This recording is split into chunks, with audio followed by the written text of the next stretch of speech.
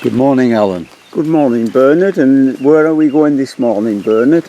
Okay, so we've come up Moor Lane and we haven't gone to Thornbush because there's another cattle grid down here where we've parked. So we're going to walk down the road to Lower Salter, and then we're going to strike off east in this direction. Eventually we're going to end up back at the road on the other side of the valley, and then we come down the valley to the river, over the river, up the other side and back to the car. Right, thank you, Bernard. 5.12 miles, or 22 miles. Okay, right, we're ready for the off then. Off once again. Just waiting for Peter to put his rucksack on. And then Peter and I will be the back markers for a while. We stopped at a memorial chair for someone. I'm not sure who it is. I'll move in and try and get a closer view.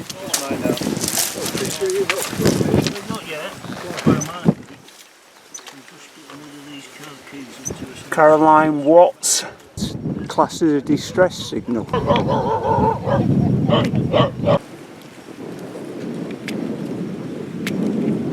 Just admiring the scenery. There's very little sign of mankind impacting downwards. And when we got lost out once, they let us. We've arrived at the chapel. I don't know anything about this. It's a Methodist chapel. It's called Roeburndale. It's a lovely little chapel. It's worth going in. Roeburndale Methodist Chapel. Eventually I managed to get the date it was built, 1901. And some of our group are going into the church. Apparently it's well worth a look inside. You have, haven't you? Yeah, they've been made for the desktops, haven't they? Yeah. For 11s, you see everybody's busily looking in the rucksacks for their 11s. So far so good as far as the weather goes, given the forecast was every chance of rain. The break for 11s is over and we're moving on. The stone wall has been renewed at the upper level. See the contrast in the colours of the stones.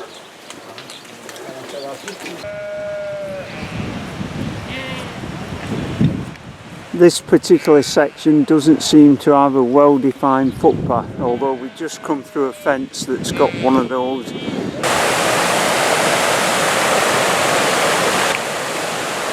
Although it's only 11:55, it's been decided that this would be a pleasant spot to take lunch. We've had the statutory group photograph on that.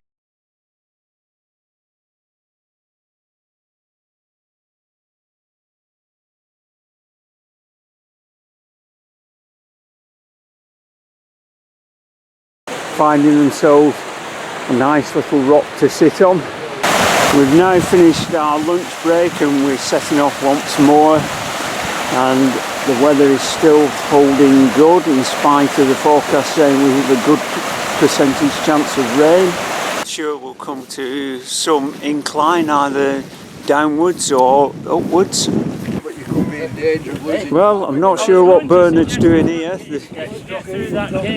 This is technically a kissing gate, but there's not much of a gap between the gate and the wood at the back up to knee height.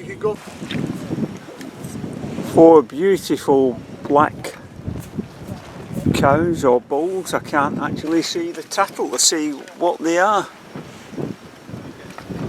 Look at that, what a lovely looking beast.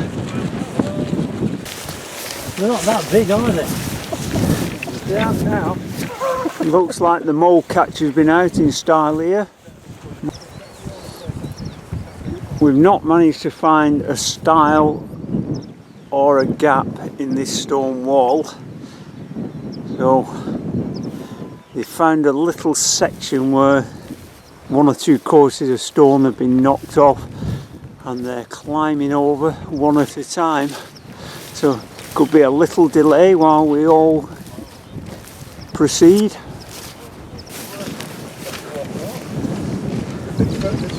The first proper style of the day.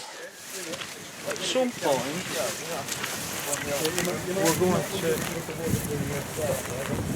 to check where we are. There. Right, we are we're approximately where Peter's thumb is, heading back towards the cars now.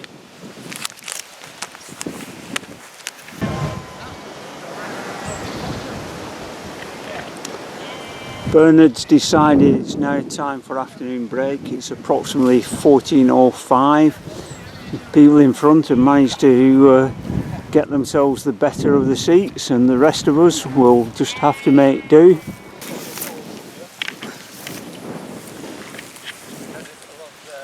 Afternoon siesta is over, and we're just all getting ready to set off walking again. We're now going through the woods, and the path is steep, muddy, and not the best of paths to be walking on. Everybody's taking it carefully. That was probably that one. Anyway, I don't know if you're able to enlarge this, Norman, to make the reading readable. It's something about the history of the woods around here and the permissive paths.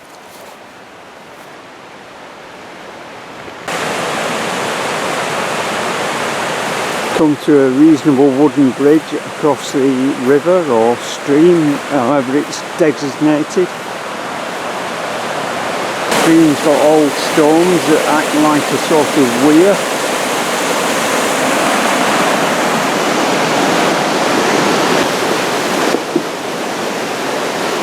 It's like a little bit of a steep climb for a moment or two.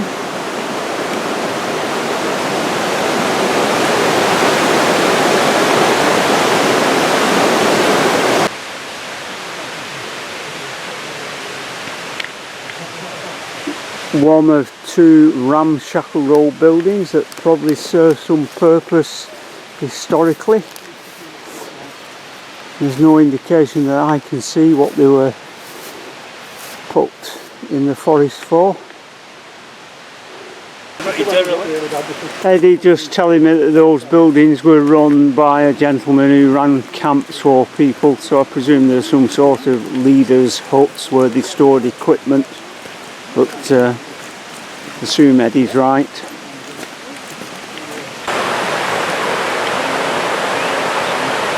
We've walked on about 200 or 300 yards and we found this sign which refers to the camping.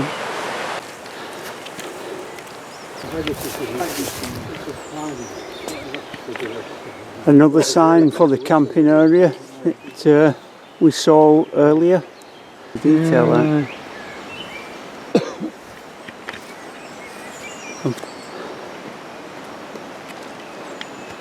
Another set of unusual buildings in this locality.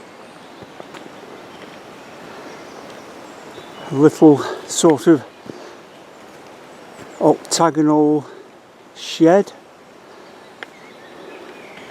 and then painted green around the circular hole in the wall.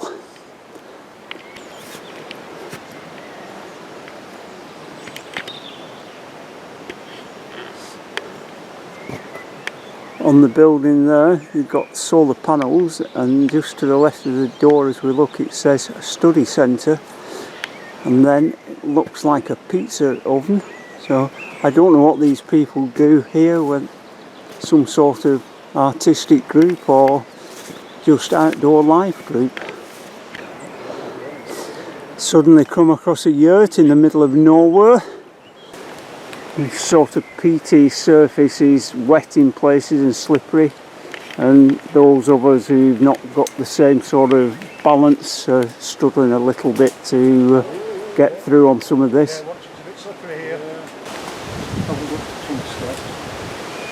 This section perhaps gives you a better indication of how steep it falls away, because the tree's fallen and you... Right, that's the end of the B Group walk. I'm afraid, talking to Alan, the battery ran out, and so that's as far as the footage goes. So hope you've enjoyed your time with them, and they'll hopefully see you next week. So it's bye for now.